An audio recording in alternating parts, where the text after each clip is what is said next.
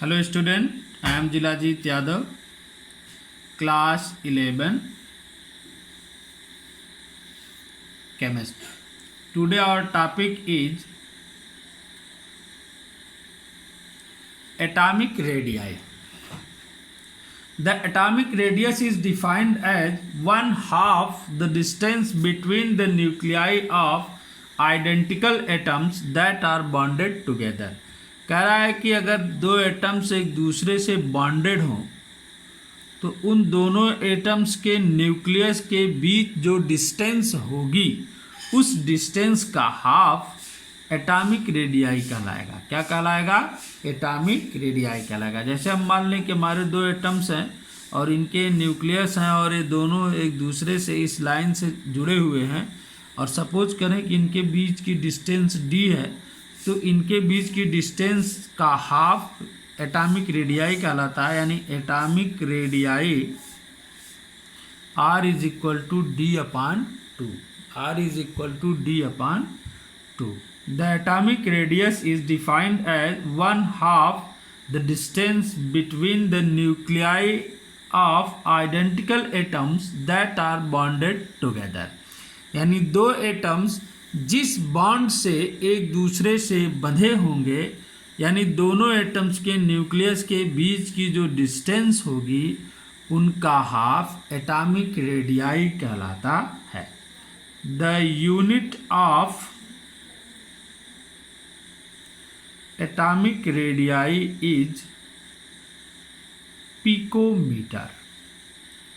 Atomic radii की unit क्या होती है? पिकोमीटर।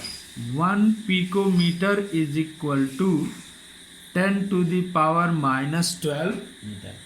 यानी एक पिकोमीटर की वैल्यू क्या होती है? 10 to the power -12 meter. Periodic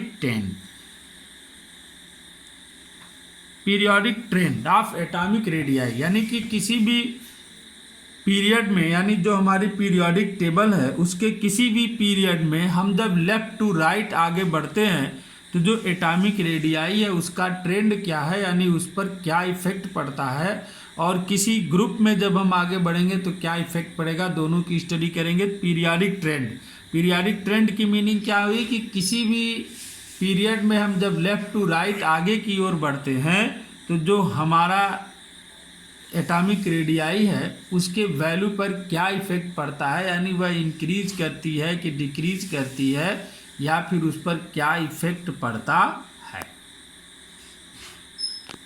the atomic radius of atoms generally decreases from left to right across a period.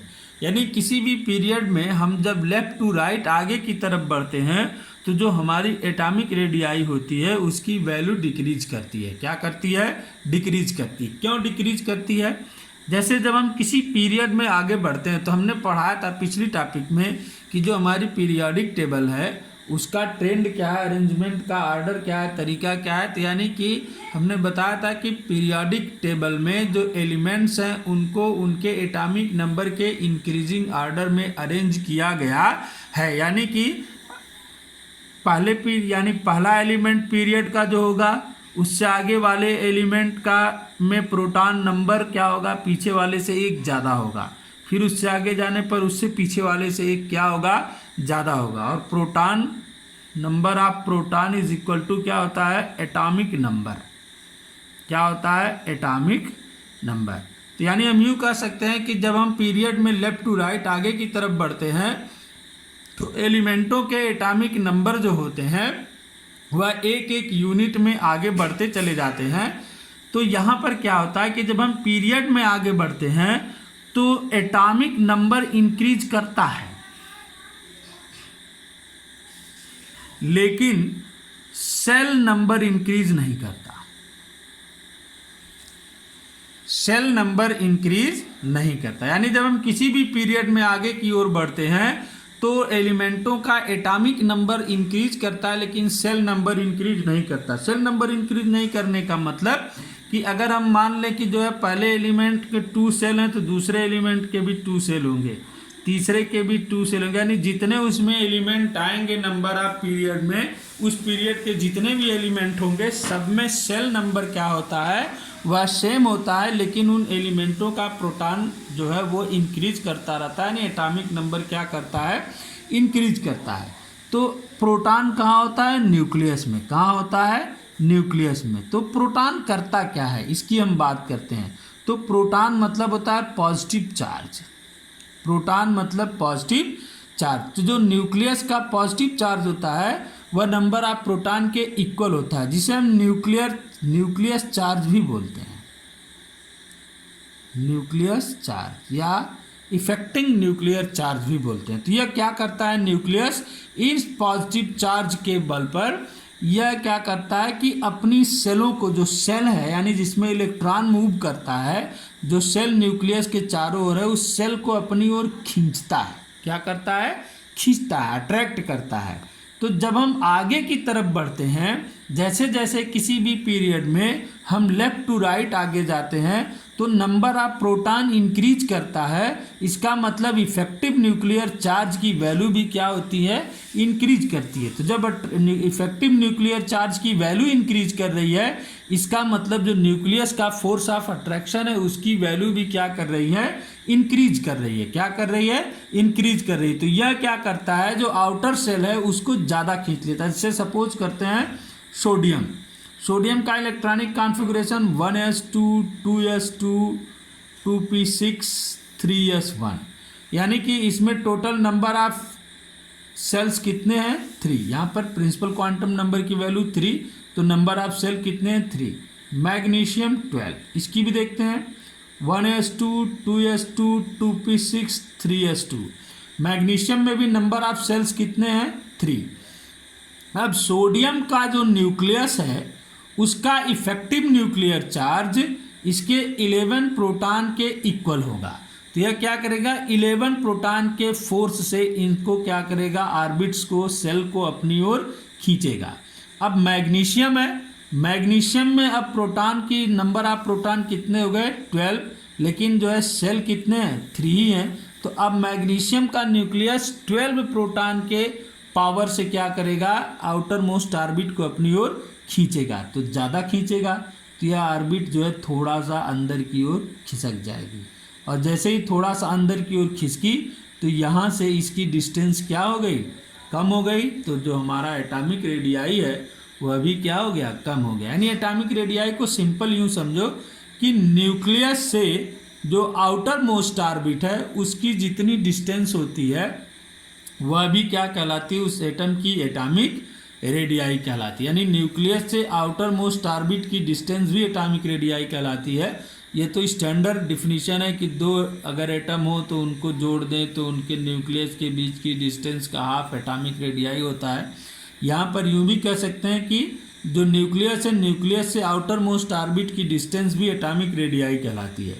तो यहाँ पर जब हम पीरियड में आगे की तरफ बढ़ते हैं तो नंबर ऑफ प्रोटॉन बढ़ता है, यानी एटॉमिक नंबर बढ़ता है। और नंबर ऑफ प्रोटॉन बढ़ने का मतलब हुआ कि न्यूक्लियस का जो इफेक्टिव न्यूक्लियर चार्ज है वह भी इंक्रीज करता है। तो यहाँ पर हमने एक एग्जांपल से बताया, इफेक्टिव न्यूक्लियर चार्ज से क्या करता है, न्यूक्लियस आउटर मोस्ट ऑर्बिट को अपनी ओर खींचती है। जब अपनी ओर खींचेगी तो साइज छोटी होती है। जैसे सिर्फ 11 प्रोटॉन के पावर से यह क्या करेगा, आउटर मोस्ट ऑर्बिट को खींचेगा, और अगर 12 प्रोटॉन के पावर से खींचेगा तो थोड़ा ज़्यादा खींच लेगा। तो ज़्यादा खींचेगा तो जो आउटर मोस्ट ऑर्बिट है वो न्यूक्लियस की तरफ थोड़ा सा खिसक जाएगी। इसका मतलब क्या हुआ कि जो एटॉमिक रेडियाई है उसकी वैल्यू क्या हो गई, डिक्रीज कर गई। ऐसे ही एल्यूमिनियम है, एल्यूमिनियम 13। अब इसका भी electronic configuration 1s2 2s2 2p6 3s2 3p1 6 to 8 to 10 to 12 1। यहाँ भी इसकी प्रिंसिपल क्वांटम नंबर 3, तो सेल नंबर कितना हुआ 3, लेकिन प्रोटॉन कितने हो गए 13। अब यह 13 प्रोटॉनों के अट्रैक्शन फोर्स से खींचेगा। इसका मतलब क्या होगी कि आउटर मोस्ट ऑर्बिट थोड़ा सा और खिसक गई। इसका मतलब यह हुआ कि इसकी रेडियस मैग्नीशियम से भी क्या हो गई, कम हो गई। ये सोडियम से कम किसकी हुई, मैग्नीशियम की। मैग्नीशियम से कम किसकी हुई, एल्यूमिनियम की हुई।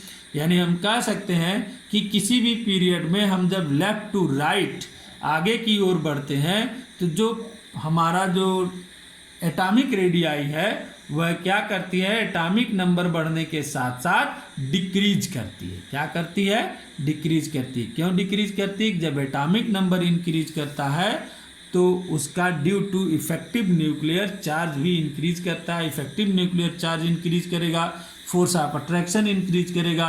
फोर्स ऑफ अट्रैक्शन इंक्रीज करेगा तो आउटर मोस्ट ऑर्बिट को और ज़्यादा अपनी ओर खींच लेगा। इसलिए जो एटॉमिक रेडियाई होती है वह क्या हो जाती है, कम हो जाती है, क्योंकि डिस्टेंस जो है न्यूक्लियस से आउटर मोस्ट ऑर्बिट की क्या हो जाती है, कम हो जाती है। यानी किसी भी पीरियड में हम जब लेफ्ट टू राइट आगे की ओर बढ़ते हैं तो जो हमारी हमारी जो एटॉमिक रेडियाई है पीरियोडिक ट्रेंड में डिक्रीज करने लगती है। क्या करने लगती है, डिक्रीज करने लगती है। समझ गए सभी लोग। ग्रुप ट्रेंड, ग्रुप में क्या होता है, जब हम किसी ग्रुप में टॉप टू बॉटम जाते हैं, टॉप टू बॉटम जाने पर यहां भी एटॉमिक नंबर इंक्रीज करता है, लेकिन एटॉमिक नंबर इंक्रीज करने के साथ साथ सेल नंबर भी इंक्रीज कर जाता है। एटॉमिक नंबर तो इंक्रीज करता ही है, साथ साथ में सेल नंबर भी क्या करता है, इंक्रीज कर जाता है। यानी कक्षा की संख्या भी क्या होती है, बढ़ जाती है। तो जब सेल नंबर भी इंक्रीज करता है तो इसका मतलब हुआ कि जो इफेक्टिव न्यूक्लियर चार्ज है अब वह क्या होता है, धीरे धीरे न्यूट्रल होने लगता है सेल नंबर इंक्रीज करने से। तो सेल नंबर इंक्रीज करने से इफेक्टिव न्यूक्लियर चार्ज उतना इफेक्ट नहीं दिखा पाता, इसलिए यहाँ पर जो एटॉमिक रेडियाई है वह इंक्रीज करती है। क्या करती है, इंक्रीज करती है। जैसे 3 ऑर्बिट्स हो, 4 सेल हो गए तो अब यह डिस्टेंस क्या हो जाएगी, इंक्रीज कर जाएगी। 4 सेल इंक्रीज कर गई तो यहाँ पर क्या हो गया, जो एटॉमिक रेडियाई है उसकी वैल्यू भी क्या करेगी, इंक्रीज करेगी। यानी ग्रुप में क्या होता है कि the atomic radius of atom generally increases from top to bottom within a group as the atomic number increases down a group there is again an increase in the positive nuclear charge but also increase in the cell। यानी कि जब हम किसी भी group में top to bottom जाते हैं तो पॉजिटिव न्यूक्लियर चार्ज में जो होता है इफेक्टिव न्यूक्लियर चार्ज इंक्रीज करता है, लेकिन उसके साथ साथ सेल नंबर भी इंक्रीज कर जाता है। और सेल नंबर इंक्रीज कर जाने पर जो इफेक्टिव न्यूक्लियर चार्ज है वह उतना प्रभावकारी नहीं हो पाता, इसलिए यहाँ पर एटॉमिक रेडियाई क्या हो जाती है, इंक्रीज कर जाती है। पीरियोडिक ट्रेंड में क्या था, पीरियोडिक ट्रेंड में एटॉमिक न्यूक्लियर चार्ज जो है इफेक्टिव न्यूक्लियर चार्ज इंक्रीज कर रहा था, लेकिन सेल नंबर इंक्रीज नहीं कर रहा था, इसलिए वहां पर एटॉमिक रेडियाई क्या हो जा रही थी, डिक्रीज कर जा रही थी। लेकिन ग्रुप में क्या होगा, ग्रुप में एटॉमिक नंबर थोड़ा सा इंक्रीज करता है लेकिन सेल नंबर इंक्रीज कर जाती है, और सेल नंबर इंक्रीज कर जाने पर क्या होता है, इसका प्रभाव कम हो जाता है, और जैसे ही प्रभाव कम होता है एटॉमिक रेडियाई की वैल्यू इंक्रीज कर जाती है। यानी हम जनरल वे में कह सकते हैं कि एटॉमिक रेडियाई किसी भी पीरियड में लेफ्ट टू राइट जाने पर डिक्रीज करती है, और किसी भी ग्रुप में टॉप टू बॉटम जाने पर क्या करती है, इंक्रीज करती है। क्या करती है, इंक्रीज करती है।